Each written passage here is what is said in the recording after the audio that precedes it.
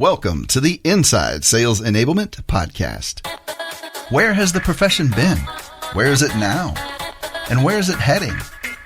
What does it mean to you, your company, other functions, the market? Find out here.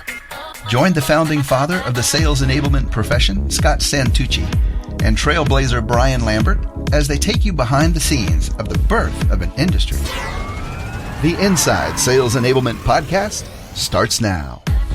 I'm Scott Santucci. I'm Brian Lambert, and we are the Sales Enablement Insiders. Our podcast is for sales enablement leaders looking to elevate their function, expand their sphere of influence, and increase the span of control within their companies.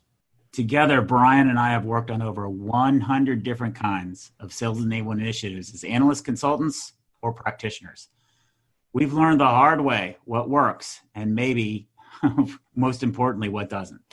That's right, Scott. And our focus is on you, the sales enablement orchestrator. As you know, as leaders in your business, you need to develop specific characteristics that we've been calling orchestration. We want you to understand what it means to help clarify the measures of success. We want to give you examples of what orchestration looks like as you operate in the gap between strategy and execution to do both at the same time. And we want to give you confidence to engage up and down and across your organization. To help with that and breathe life into this concept of orchestration, we actually have two guests with us today, and they've been on the show before, but they're also helping, and they're very passionately involved in clarifying the role of sales enablement as an orchestrating role and what it means to be an orchestrator. So we've got Imogen and McCourt and Doug Clower joining us today. Hey guys, how you doing? Can you introduce yourself? Certainly, Brian and Scott, thanks for having us on again. I guess we didn't do too bad a job last time, so we get to come back and do a little bit more. Anyway, my name's Doug Clower. I'm a global enablement director, and I'm an orchestrator too. I guess that's the best way to describe it. I'm passionate about this. It makes so much sense, and it does give so much value to the companies that we work with. So, thanks. Yeah, and I'm Imogen McCourt, and it's lovely to be back spending some more time with you chaps. I co-founded an organisation called andgrow.io, and we focus on helping companies with the business of sales, helping the senior executive team understand exactly how they should be orchestrating things like that. So I'm really delighted to be part of this today, and also the other work that we're doing as a side. That's awesome. Yes, very excited to have you guys on, and thank you so much for the time that you continue to invest in sales enablement and sharing with our listeners. And what we had is a bit of a shared experience this week, all four of us. So me, Doug, Imogen, and also Scott. He did a webinar this week, and he did the webinar on the concept of routes to value. Now, this was a great discussion. You can find out more about it if you go to commercialratio.com. You can get the recordings, and I definitely encourage everybody in Insider Nation to listen to that recording. It was a really important concept about linking your company's capabilities to your customers' challenges and outcomes, and the role of salespeople and the selling ecosystem in closing that gap in a route to value. This particular podcast, what I wanted to do is really slow down and talk about the concept of orchestrating what seems to be a simple concept of helping salespeople connect the dots and sell to customers. And I wanted to ask you, Imogen, how did the webinar relate to you, and what takeaways did you have from it?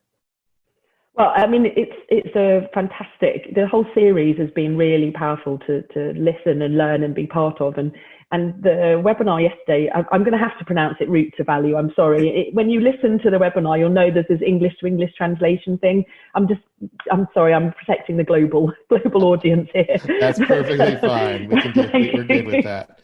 But yeah, it was really interesting. There's such complexity in keeping focused on the strategic work that we need to do as orchestrators, but also understanding some of the practical and tactical things too. And so much of it resonated, but there's one slide which was a panoramic view of a workshop, very lots going on, lots on the walls. And I'll be honest, it was like flashbacks to a workshop that Brian and Scott, you helped me design and run when I really just started as head of sales enablement at Forrester. So I don't know how much you guys remember about that, but we were trying just to simply think about the new go-to-market strategy that they were pivoting around and what value that might mean to our clients. But actually, what we were trying to do and what we ended up doing was just trying to get a pick list of priorities for the sales enablement group for my small and immaculately formed team. And I'll be honest, it escalated out of all control. So we started with a pick list of heads of departments, heads of marketing, things like that, to try and do this, to try and get us all on the same page about how we work together. And then I think there was 30 plus people in the room, and all hell broke loose. And we were just trying to get everybody to come together around the story of why we had decided to move to this and what value it brought to the marketplace. And it was, everybody had an opinion, everybody had brought their agenda into the room. So, you know, seeing this workshop sort of slide put out in front of me with all of these incredibly important and valuable things to do, it just took me straight back there, right back to the beginning of running sales enablement departments. And yeah, I'll be interested what you thought of that session and whether you have any memories from it. Yeah, well, I'm going to ask, Scott, actually, to help our listeners out. I want to make sure that our listeners, Scott, are aware a little bit around why a workshop and kind of what was happening in the workshop that slide generated from the webinar, because it's a panoramic, as Imogen said, and there's a lot of things that happen in the room. I was in the room, and there was a lot of things like value map or stakeholders, and here's a space to think out loud, or here's a different space to show some tools or progress. And there's a lot of things on the wall. But really, what was the purpose of the workshop, Scott, and why a workshop, and how does that relate to what Imogen was talking about with everybody coming together? Yeah, so let's distinguish a few things. So Imogen talked about routes to value and her past experience with that. And it took her back to a time, I don't know, maybe 8-10 years ago at Forrester. 12, yeah. Trying to get a whole bunch of people together. So one of the concepts that we had talked about earlier in this webinar was the concept of productitis. And I think what we didn't have that term 10 years ago, Imogen, but we were seeing absolute symptoms of productitis. Individual marketers who just didn't really care necessarily about the value proposition, but okay, so what leads do we need to go generate for who? Individual, it's tough to call them P&L groups, but different businesses. Like Forrester at the time had a leadership conference council product. Then there's the general research product. Then there's the consulting group. And all we were trying to do is say, what's the simple one value proposition that we give to each of these different customers? And to Imogen's point, everybody was showing up with their own agenda. Was if I'm in consulting, I really don't care what the research value proposition is or the leadership council group proposition is. I care of making sure the consulting value proposition is delivered. And so what is this balance? What is our actual business strategy? So the business strategy Imogen was mentioning was a pivot to be role focused. So instead of having research around topics, the research and the delivery mechanism was going to be around individual roles. So that's a tough pivot in upon itself as well. So it's a strategic pivot. So you have all of these different variables going on at the same time. So that was then. So kind of the Wayback Machine 10 years ago. What Imogen was referring to is a slide which is part of the process. So at the end of our routes to value presentation, we talked about, hey, here are the problems. Then in the middle section, we talked about let's illuminate what an outcome is from a customer's point of view. Now the second part, then the third part then would be, what methodology do you follow to put it all into action? Because you can't just have one group go and build a playbook or another group build a value map and another group do something else, because nothing's going to tie it all together. So what we were doing is introducing a series of workshops or techniques that follow design thinking principles to get everybody together. So when Brian was saying he was in the room, Brian was in the room of the picture that was described, or the panoramic view. Imogen says it way better than I do. And what we're trying to illuminate here is let's plot out all of the different variables of why you people just, go get people involved. So going back to the Imogen's point of view at the beginning, which was, hey, this is simple. All we were trying to do is simply get blah, blah, blah, blah. Well, sales is simple, but simple is hard. And I think that's what we're experiencing. We're experiencing in this story real life examples of stratacution coming to life, real life examples of the need for orchestration. What happens when you don't have it? Things disintegrate into utter chaos that's unbelievably frustrating for everybody involved. And what's the value moving forward? Because the situation that Forrester was trying to address is exactly the situation most companies are in today. Yeah, that's great. And you're mentioning, and this is highlighting, two phenomenon. I'd love, Doug or Imogen, you to chime in on this, but one is this phenomenon of, hey, you know what? I talked to you perhaps individually, and everybody's focused on customers and everybody wants to do the right thing.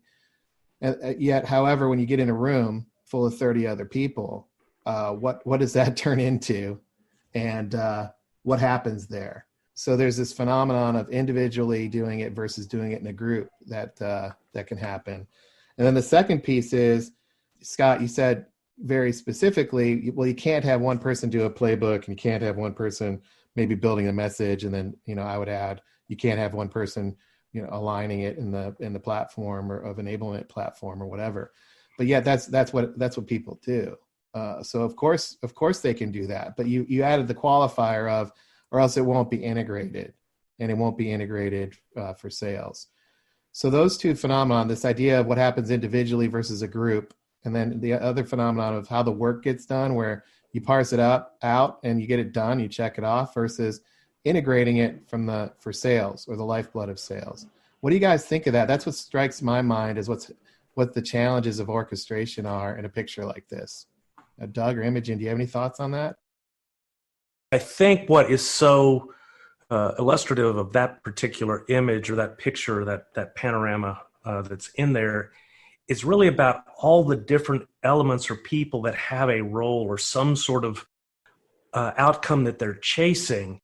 And in most cases, everybody says, I have the customer in mind, but a lot of times they come with their own conceived agenda. It's like the customer needs this feature, or the customer wants this executable, or this guarantee, or they want this price, or whatever it happens to be. And the idea is you have to collectively bring those together and bring them into alignment. That's one of the bigger challenges. I think augmentation to this particular picture that we're referring to, for me, was the outcomes slide, the one where it's the building and there's like 6 different outcomes. And those outcomes, you have to understand what level you're talking to. So the idea of orchestration, it's hard because you got to get everybody to begin to understand, what are we targeting? What is it we're looking for? What does the customer expect?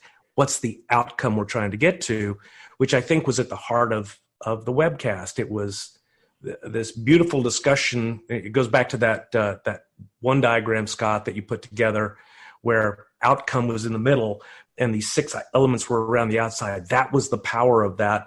And that's where the challenge is. And at least that's the way it resonated for me. That's one of the challenges I've dealt with on a number of occasions.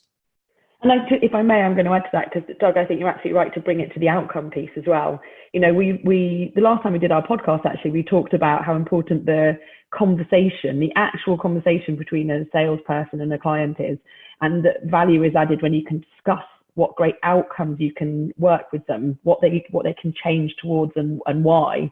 But for me, I also think there's this piece about orchestration, which is there are so many moving parts. There are so many people who passionately care about, do we understand who the wallet owner is or where the budget holders are? And that will help our sales organization. And then that's suddenly internal again. That's suddenly about the company structure or how we, company A, sell to them.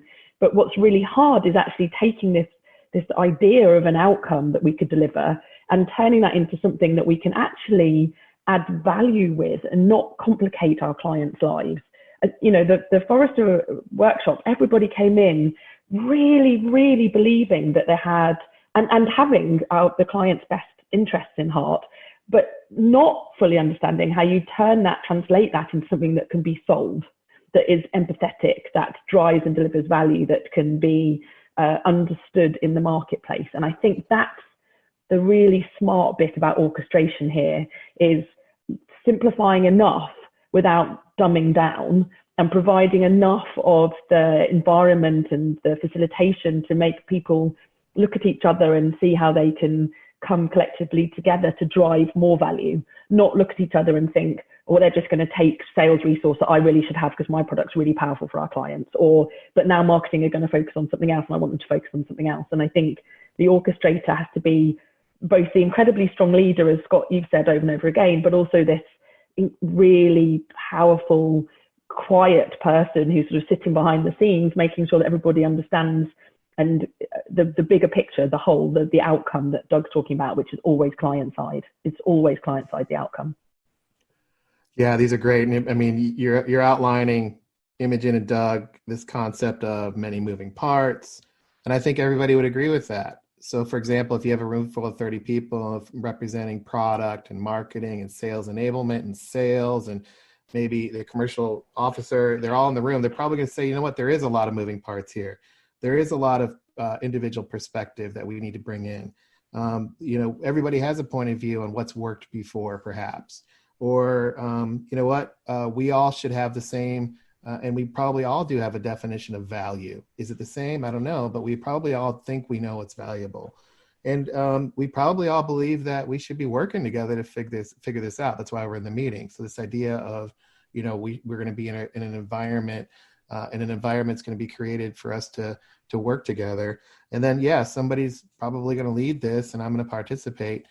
These are knowable things.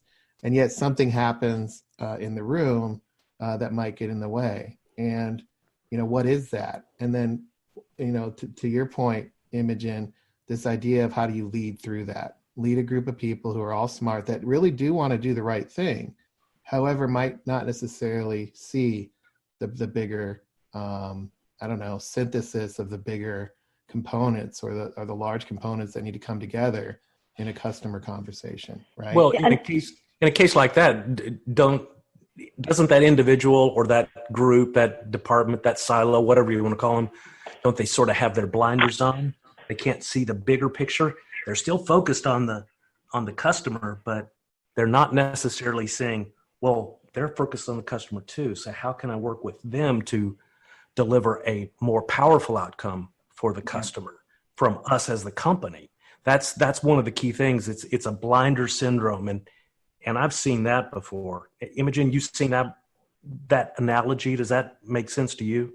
Yeah, absolutely. It's like the harder it gets, the more entrenched people get, the more they focus on what they know they're good at or what they know they're particularly gold at, rather than having the opportunity to raise their heads and go, okay, wait, my marketing department is about driving brand awareness and ultimately creating profitable growth for our organization, because the sellers aren't cold calling, they're warm calling, where everybody knows who we are, etc. I'm being very whitewashing with what all of the amazing things that marketing can do. And the sales enablement team is almost there to say, yes, but chunk up, right? Let's think about it in a coaching manner. Let's show you a better way, because if I tell you a better way, it's going to look really hard and you're just going to put your heads back down and get on with delivering what you're doing and creating the content you're doing. But if we can show you there's a better way to do this, can we then all agree on something and buy into that? And they're really hard things to do when you have 30, 40, 50 loud, bright, brilliant voices, all with teams, all with corporate level goals to deliver on, to say, wait, step back a moment, because client success and client outcomes is how all of us are going to achieve what we're trying to do for this company. Yeah. It's really tough, and it's hard. Yeah. It is. Let me take a step back here and put some structure for our audience. So one of the things that we're referring a lot to, so Doug referred to a outcome chart. Please feel free. We're going to have it on the Inside SE website. You can download the whole, the deck and the presentation. But let's just talk about. Let's take a step back, and something that we all can relate to would be Imogen's story that she mentioned at the beginning. Let's look at complexity and confront complexity, because frankly, that's what we're addressing. And our brains are designed to where we don't want to confront complexity. And complexity really only has two pieces of it, right? Two big buckets. There's the number of moving parts and then the connections of those moving parts. And the first thing that you need to be able to do is to organize all of the moving parts so people can see what we're asking our salespeople and our customers to absorb. Because if you don't do that, people are going to show up and think, hey, I'm only producing 5 documents. I'm only asking salespeople to do 5 documents or ask 5 questions off of my 5 documents. How can this be so hard? Are they that stupid that they can't take 5 documents? But what they don't see is that there are many people all producing 5 documents. And some of the people in the room are incented every quarter by how many documents they create. So just in the number of parts, there's an exponential factor that involves with each person in the room, they're contributing more of the parts. The other thing that we're not factoring in too is how many people our salespeople are engaging with either, which is another part. So these are taking inventory of all the parts and helping everybody to recognize that. Then you can actually get people to empathize with the number of permutations of all this different stuff. You're talking about just managing information in the billions of piece parts, which is impossible for any human to digest. Then the second thing that you have to worry about are the connections. And this is why I like the word conversation, or the design point of conversation. It's piggybacking on something Imogen said before. At an individual moment in time, what's your best path of connecting the dots with an executive? Is it through a conversation with a lot of relatability, or a very prescribed sales playbook? What do you think the reality is going to be in real life? It's going to be a conversation. So not only do we have to distill all this information, but we have to make sure that our salespeople have the right techniques and the confidence to engage with those executives to make it relatable. Because they're going to relate to pictures. Some are going to relate to numbers. Some are going to relate to just stories, because they're human beings, and human beings respond to information differently. There is not one silver bullet, and that's the power of conversation, and we all know how to have them. We just tend to think what we have to do is stuff more stuff down salespeople's throats. And I think that these are the variables that I think we as sales enablement leaders need to do a better job of communicating to our executives how difficult it is to drive execution. What do you guys, Doug, what are your thoughts or reactions to that? I try to summarize the piece parts. I think you're spot on. I think, and I've had a lot of conversations with different people about what you just referred to, the seller burden. Is, I've got one group that says, yeah, I've just got these 5 documents. So, well, that might be marketing. And then you got the pre-sales consultative side of things where they say, I've got this stuff. And before you know it, there's 60 things that they have to look through to figure out how to distill this. But how is that organized? First of all, are all 60 necessary? And second of all, how do I organize them to have a conversation with the director of IT versus the chief financial officer or whatever it happens to be? And so the idea of how do we lighten that burden is really important. I thought one of the quotes you had was really spot on. It said, wow, I was a CA coach, we've spent all this money. We spend more on training and learning and stuff. And that's just on training and learning, not out of the office. I went through the same exercise at one point with an organization and looked at the burden of time a seller had to do organizational type of things, including learning and development, if you want to call it that. And it seemed like 16 hours of a week they were spent doing things that were not selling related. They were reporting related or compliance related, but not selling related. And we have to be careful of that too. So being very, very discriminate about the kind of material and what it should look like given the conversation or the outcome we're trying to accomplish is really important and powerful. That was a really good part of the webcast the other day as well. And if I may, I think what's been fascinating for me is that not only is there this absolutely true burden of sales, how do I wade through 2,500 documents for 170 products to decide what's appropriate? It's also, where is my actual client in their buying cycle? So what do they need from me?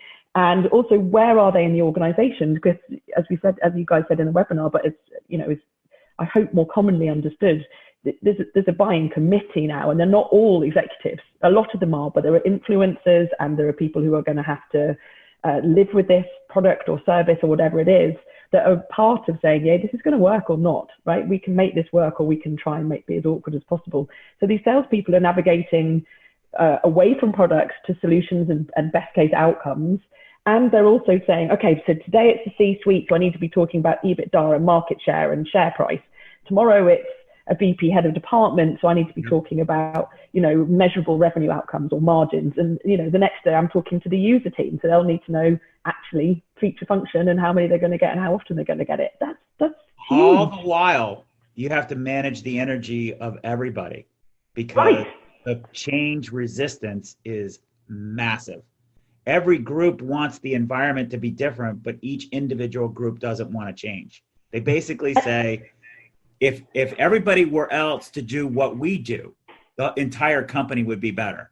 And you can just sort of imagine each different department going, screw you, what about, why don't you just adopt what we do? Instead of compromising and giving some ground and coming up with something new, that's not inherent of how we're set up and what happens. But ultimately, that's what's required in order to create a new approach that that can work. So, however agile your organization is, and we all like to think that we've got fantastically agile organizations nowadays, you're still selling change. Change is hard, and there will be disruption along that way. So this outcome that you're selling and building the vision of and everybody's buying into, there are still people from the executive suite all the way down to, the IT bods who are making this happen, who are like, God, this is going to be painful. And really, do I have to let go of all of that? And the answer is yes, because a clever sales team, in this case, almost certainly has worked with a clever buying team to create the true future vision of something better, something more valuable. And that goes all the way back to how on earth do you orchestrate that vision of value and all the stakeholders and all the impact statements and all of those tactical, clever pieces as well, without overwhelming anybody, let alone the people trying to do it. Yeah. So one of the things that's really resonating here with me is in prior podcasts, and one of the things that we try to keep highlighting on inside salesenablement.com with Insider Nation is this idea of how do we focus on uncovering your unconscious competence. Mm-hmm. And one of the things that I found really fascinating the last time we had Doug and Imogen on was Doug's background, his training as an architect. So a lot of the kinds of structures and processes about designing and layout, the organization, what needs to be organized and the like, probably fit right into Doug's wheelhouse. We have to find a way to get Doug's expertise out. But what you're because that negates that. What you're saying, Imogen, resonates with your background being anthropology, which, as far as I understand, it's sort of the evolution of people and sort of how humanity works. Yeah. And if we think about that, human beings have always had to change from, being hunters and farmers to suddenly now we're in cities growing corn. That's a change. From being agrarian to industrial revolution, that's change. All the while, our brains are pretty much the same. Our brains haven't evolved in the last, 2,000 years that much, but our society and our civilizations have evolved. And that core humanness and how things happen in a group are all things that I get. It just is just natural that you get, impassioned by that. And I think if we could start blending, and I'm sort of signaling here, to me, Imogen, you're what needs to be managed. And Doug, how we structure that stuff. How do we take Imogen's chocolate of the what needs to be managed and Doug's peanut butter, what needs to be organized, and how do we blend them together? Because that's orchestration. How do you guys react to that? I think that's really one of the important elements of being an orchestrator is understanding where the pieces of orchestration exist and blending them together. And to be quite honest, also developing your own competence in all of those areas. So where Imogen is strong, I learned from her about ways of viewing things and seeing it. And maybe she learned some things from me. And therefore, both of us as orchestrators get stronger and better. But it's recognizing that here's where our competence is, our unconscious competence, and then developing the other ones, because we have to see the big picture and be able to work together and reach out and go, that person's really good at this.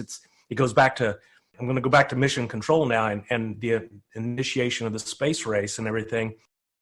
When these people started coming to John F. Kennedy and he said, you raise a good issue, there's a problem there, so I'm going to put you in charge of it. And somebody else comes and says, well, we've got a problem here. And so, well, it sounds like you've got a really good handle on that. I'm going to put you in charge of that. So the idea is the orchestrator in that case was JFK, and he was able to identify those people that had passion in that space, pull them together, and execute toward the mission to put somebody on the moon in 1969.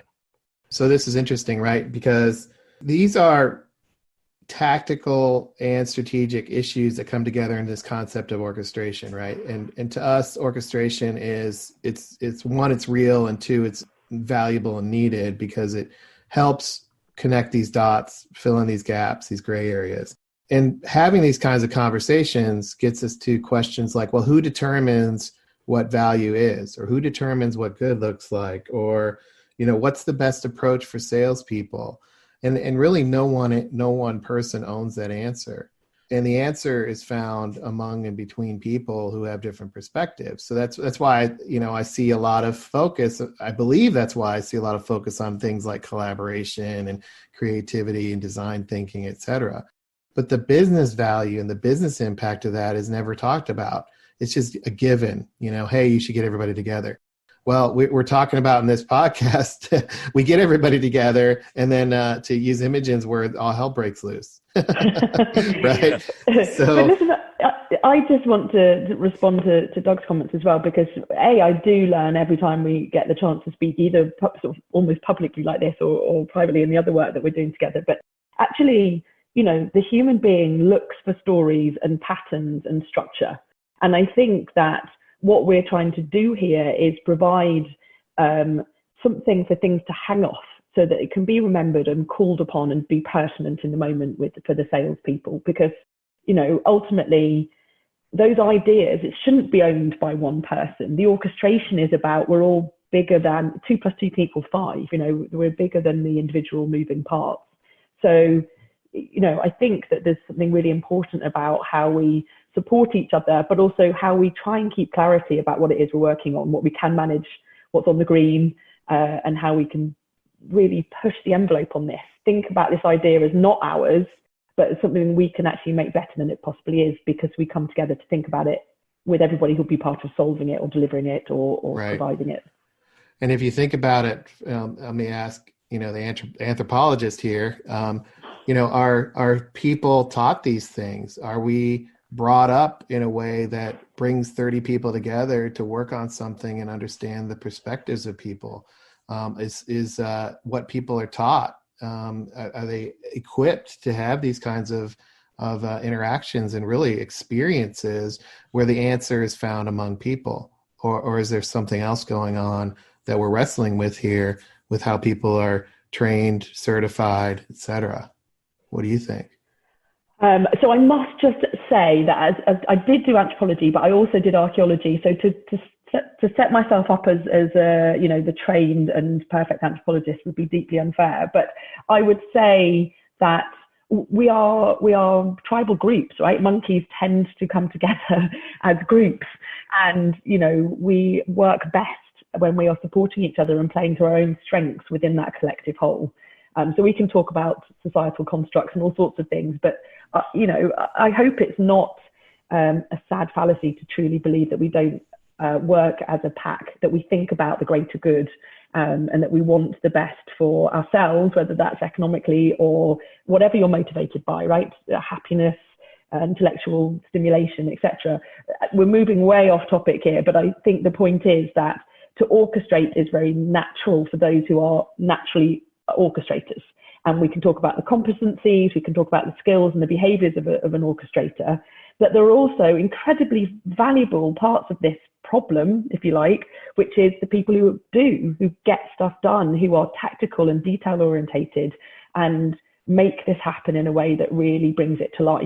You know, there is no innovation without actually getting stuff done, without the tactics too. So I think there's many important roles in driving forward the sales enablement agenda, which in turn drives a profitable growth agenda. And I think the constructs and the processes and the patterns and the stories allow that to be repeatable and shared and sustainable as well. Yeah, great points. So let me ask you guys, right? So we've got this picture, we painted this picture, I believe, and you know, for those that are following along, you know, it's a big panoramic picture. We've got things circled on the walls. We've got this idea coming in from the top that we have to organize specific items, such as, you know, who are the wallet owners, what's the value map, who are the stakeholders that salespeople need to navigate to. So these things need to be organized on behalf of our sellers that we're supporting. And then from an experience perspective, you know, to have the room work, coming in from the bottom are things like, how do people know they're making progress? Who are the teams that are going to work on what, and what types of tools do they need to make an actionable impact? And then what are some principles that people need to follow, activities or exercises? What does it mean to be engaged, right? How do you create this environment where people can work together to synthesize and create something new together, right? So that's the picture that we've been talking about, and hopefully you can see that in your mind's eye. And what I'd love to do is say, okay, look, you know, Doug, it looks like there's a lot of design that goes into something like this. What do you suggest orchestrators focus on, perhaps before a meeting like this? And then, you know, Imogen, maybe what do you think should happen what should it feel like, and what should happen in a room like this? Let's look at before the activity happens or the experience is created, and then after or during the how do we facilitate that experience? What tips would you guys have? Well, right up front, I think what you have to do is you have to clearly understand what it is you're chasing. You have to set an objective, and you have to prepare everybody ahead of time that's invited to something like this as to what you're trying to accomplish. It's set that outcome, and you have to reiterate that a lot throughout the whole thing. But the next thing is you need to begin to break down, especially the way it's well illustrated on this particular slide, the key elements that everybody agrees are the right things to be focused on.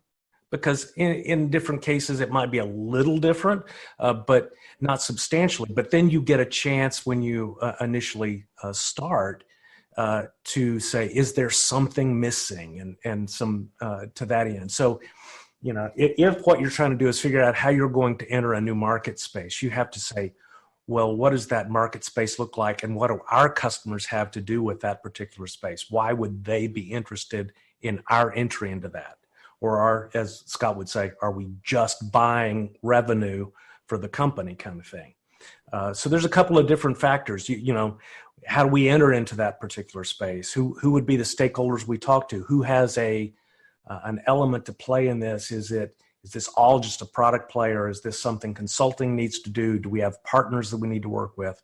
So it's really about articulating the key elements of what that outcome would look like, not what the elements are themselves, in other words, the description, but what is it we have to include in this, and talk about that right at the very beginning. So that setup is important to get the right people there and to make sure that we have the right stakeholders, internal stakeholders, so that this kind of a meeting is productive, and that we achieve what we're expecting to do on the backside of this, and we have something actionable to work toward. And so to pick up on that, I can't emphasize enough how right Doug is about this ahead of time. So I really feel like our purpose as orchestrators or facilitators in this sort of workshop is to make sure people feel set up for success. They know why they're in the room. As Doug says, there's an understanding of the common purpose, what we're trying to achieve as a group collectively, and what that means for them. Very practically, and we all know how to design great workshops, but with the common purpose piece, I also think we need to set the scene for respectful listening. So everybody will have a voice, everybody will be heard, but let's listen without thinking about the next step that we're going for. People need to understand why they are there, what we're expecting of them, their role and them personally. And I also, in my experience, if it's going to do some really good big thinking with a lot of outputs, so we talked about value maps and impact statements and stakeholder maps and so on and so on. There's a lot of outputs there. Sometimes it's really helpful to have an understanding about who's going to run with this. So people will sometimes feel very passionate with something that they've come up with and they want to own it. That's fantastic, but they should have somebody from sales enablement to work with them to make sure it doesn't splinter off into one way or another way. But I also think it's very helpful to have some people there who upfront say, we're going to come up with some great things. This is the team of people who are going to go ahead and continue to work on that, or we're going to push that further. And if you want to volunteer to be part of that, brilliant.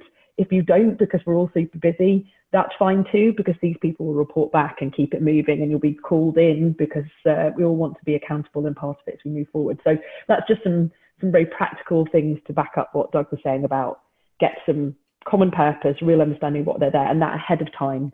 Set them up with reading if you need to, give them pre-work, let them understand what they're doing. And I like to speak to people as well if we possibly can. And that, I think, Doug, you are advocating that too.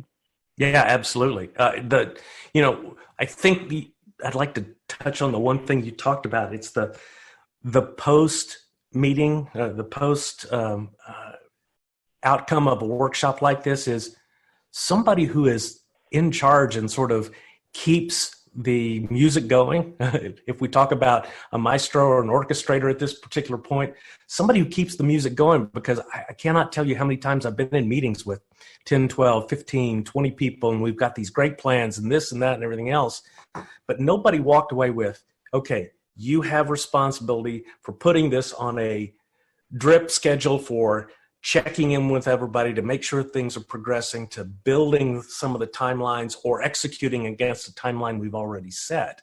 So it's this nebulous, undefined leadership. And that's where I think one of the things Scott talks about a lot is you got to have that strong leader somewhere. They don't have to be somebody who just, whacks you in the back of the head with a 2x4, but at the same time, there's somebody that keeps you moving forward or keeps you accountable, because that's the most important thing. You have to be, as an orchestrator, you have to be self-motivated. You have to be a self-starter, and you just have to get through it. And one of the things with large teams like this is you'll end up seeing this dissolving fabric over time, and the further away from the meeting, the more dissolved the fabric becomes. I think I love, Doug, the accountability piece. It's about accountability and ownership. They really feel ownership of what they've come up with and they want to keep it going. But we've also I know we've all experienced these situations where we've walked out incredibly passionate, definitely driven to start motivating or working with our team to start doing stuff. And then you get back to your desk and just go, oh God, okay, well, it's fine. I can do it on Monday. And then that becomes Tuesday. Whereas, if there are people who are genuinely there right from the beginning of the workshop to be co-owners, or even to be able to pick up and do some of the grunt work so that it does happen and it does manifest, because you can't get that level of senior executive into a room and then ask them to come back into the room again to do the same amount of work and thinking and challenging their own concepts if they don't see great outcomes from it, and if they can't see how it's going to change over time and improve how a company can hit its numbers, how salespeople and the clients can be successful together. Yeah, and one of these things that's valuable about an experience like this, which I have seen accomplished virtual, by the way, too. So I know we're using a picture, and it's in a room, and I know we're in a virtual setting now with COVID, but this can happen virtually as well. The interesting thing about it is this idea of, how do you help salespeople have the conversations that they need to have, right? That's really the design point here. And part of the environment that's created is, well, what needs to be organized in the salesperson's mind, to have those conversations? And then how do we manage this idea of working together? These are activities, actions, and skills really built on the idea of group synthesis. of bringing together shared perspective as a way to create momentum, but really to the focus and the use of people's brains, if you will, right? Everybody's personal computer between their ears. What do we want them to work on? It's the idea of how do you synthesize across these things. Let's understand who salespeople need to talk to, what altitude level. Let's wrestle with the concept of how do we get to a simple value proposition. And let's get to the concept of who the wallet owners really are and what the impact statements might be for those specific wallet owners. And this is much more specific than the idea of a persona or the idea of a buyer journey. Those things are so generic that salespeople find them not useful at all. So the idea of how do you have a conversation with the specific roles that have a specific remit to achieve a specific outcome when they're faced with specific challenges, right? And how do you help salespeople navigate those? That's the synthesis that's happening at a group level. So the idea of the group coming together is to not say, okay, this is the flip side of where I've seen these types of environments. There's two patterns. Okay, we're getting 30 people together to train them all on the answers to all this stuff. That's not what's happening here. The second one is we're getting everybody together to delegate the work and turn them all loose to go build a bunch of random stuff from a project management perspective. That's where I've also seen 30 people come together. So the 30 people pattern of let's train everybody and the 30 people pattern of let's delegate the work and everybody go work on it. That is so the opposite of this idea of let's get 30 people and use your brain power to help salespeople have a conversation that synthesizes this against the context of a COVID environment and the environment of COVID, plus the fact that we're now selling a platform, for example, and nobody knows what a platform is. These are really specific challenges that orchestration needs to attack and address and solve. And Brian, not just what a platform is, but what the outcome of using this platform rather than somebody else's platform could be, right. And what value that can deliver and how they would measure it and how we would show that value and who would be involved in embedding it and making sure that the change process of embedding it plays well too. Because we talk about this room as if it's a physical room, it's a virtual room, it's a coming together, a meeting of minds, the synthesis of brilliant ideas, but still we have to keep the client advocate there, like just keep going on about, but what is the outcome we can achieve by bringing these sets of suite of products together versus that suite of products and services together, and can we reduce cost of sale and drive more margin? Oh, and also drive an outcome, it's and make it fun too. And somebody starts talking, be like, hey, I think you've got the productitis bug. That's all productitis related, right? Right. Because there is so much internal inertia and muscle memory around our products that, having an environment where people can police each other on that and saying, I don't think the customer is going to care about release, 5.7.1. I really don't. Right. Mm-hmm. So that's a great point. And also, Doug, what comes to mind here is there's this idea that we keep, that Imogen just brought up, which is, what is value in the first place? And oftentimes that's not discussed. It's just a given, or it's assumed what value is. And then the second thing is what is valuable? So what is value and what is valuable? And the idea of what is valuable is what's valuable for whom. In this case, what's valuable for customers in a customer conversation, not what's valuable for product or not what's valuable for training, right? Yeah, so, I can't tell you how many times I've heard the value in this is we really need to get all of our customers off this older platform to this newer one because the new architecture just gives us so much future capability or, ability to sell them more stuff. Well, that's a selfish objective. That's not something the customer cares about. If you want to really tell the value story, you tell the value story in terms of customer in the future, you'll want to be able to do this, this, and this. By doing these things now, you begin to set yourself up to be able to do so. Not just that I updated to the latest version of something. And unfortunately, we are so driven back to the product. This is that thing that I can't remember exactly where it was discussed. Maybe it was on a LinkedIn post that Scott posted. It said something to the effect of, markets don't buy products. So go-to-market strategy is about products, and go-to-customer strategy is about problems, I guess is the way I described it. But I thought about it since then. I said, Go-to-market strategy is about envisioning something. So go-to-customer is about envisioning something, not about go-to-market, because markets don't buy products. Customers do. So good. I've done a really nice exercise with my last team where we sat down and said, so sell sales enablement to our CEO and our COO, now sell it to the head of sales, now sell it to the head of marketing department, now sell it to a salesperson and an IT person. And they have to think about the fact that actually our COO, particularly in the PE-backed environment that we were in, mainly had to stay focused on EBITDA. So therefore we had to couch every conversation within an EBITDA ratio impact. And then you chunk it down and you get to revenue and margin and cost of sale and exposure and accountability, etc., and adoption and so on. But it's a really interesting exercise for sales enablement people to do, I think, to actually think about how would you talk about yourself, one thing that you know deeply and believe in deeply, and how do you position that for people? So, if there was a practical outcome of what could you do before you even walk into a virtual room to think about the output to help sellers, just do it. Just have a go. Yeah. That's such a good exercise too. I mean, think about this. Any software company, somebody selling software or hardware for that matter, go sell it to your own internal IT department and see how it goes. Or the CFO who has to invest in it. Ask them what they think about it. That's such a compelling exercise because you can get that done.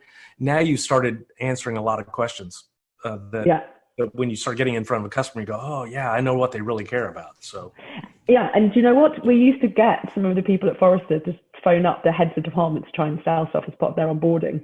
And, the key thing for me was to say to them, look, you've got me, this is fantastic, but I genuinely have to go and have a meeting about tech investment, a meeting about a new sales methodology investment, and and about 4 other things that were not in direct competition with what they were selling me, research, insight, etc., but were all on my sort of headspace agenda for that week about where do I put my budget, what's going to have the most impact. So yeah, doing it internally is a really safe way to try out things and see just what it means. Yeah, absolutely.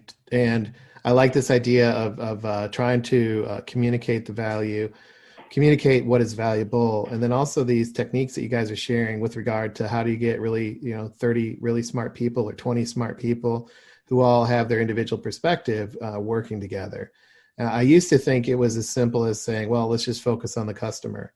But that's really was selling the whole challenge short. It's everybody already believes they're focused on the customer, and everybody is passionate about their impact to the customer.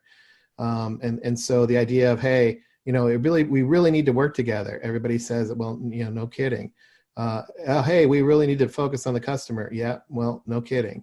I already do that. Hey, we really need to focus on value. Yep, no kidding. I already do that. Hey, we need to focus on what's valuable. Yep, no kidding. I already do that. I already do that. Well, what about everybody else? Nope, they're doing it all wrong. So that's the phenomenon here, and that's the challenge. And you can't go in with a heavy-handed approach to say, look, you're wrong. I'm right. I'm enablement. I'm here to help. I've got all the answers. I have a better way. It's like this idea of you have to help people experience the outcome together so that they can come up with their own learnings, internalize those learnings, and act on them, which means you have to create the environment. You have to create an experience where they can wrestle with these things together. And you facilitate that almost as either a facilitator of the experience pursuing the outcome, or you're along to really create the environment for that to happen. But at some point, people will need to wrestle with the fact that, and I've used these before. One, what they thought they knew, it ain't so. It's like what Scott talked about with the Mark Twain quote. It ain't what we know that's going to get us in trouble. It's what we know for sure that just ain't so. That's the Mark Twain quote. That statement is why orchestration is really valuable, because there are so many people that have built so much of their career on doing so much in their silo that that hard wiring of that silo really has to be softened and work, unleashed in a new way. The skills are going to be valuable. The brain power of the people is hyper valuable, The idea of perspective is hyper valuable. It just has to be used in a bit of a different way. And that way is, among and working together.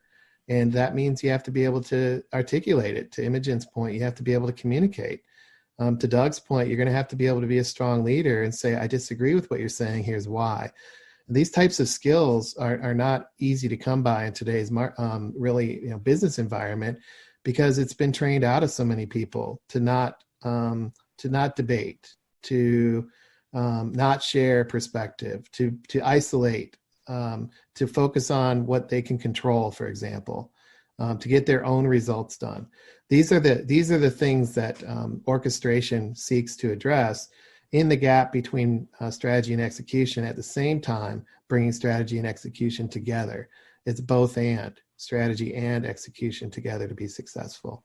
So on behalf of Scott, and I want to thank Doug and Imogen for joining the podcast today. It was super valuable insights. I love the stories. I love the examples. I feel like today we breathed some life into the challenges of orchestration and what it means to be an orchestrator. And we've given our audience some attributes of what to think about and what to do, as we looked at just really facilitating one meeting of many here to an outcome. So thank you so much, Doug and Imogen, for your time, as always. And Insider Nation, thank you for all your feedback. Keep it coming. Check out the latest podcast at InsideSE.com.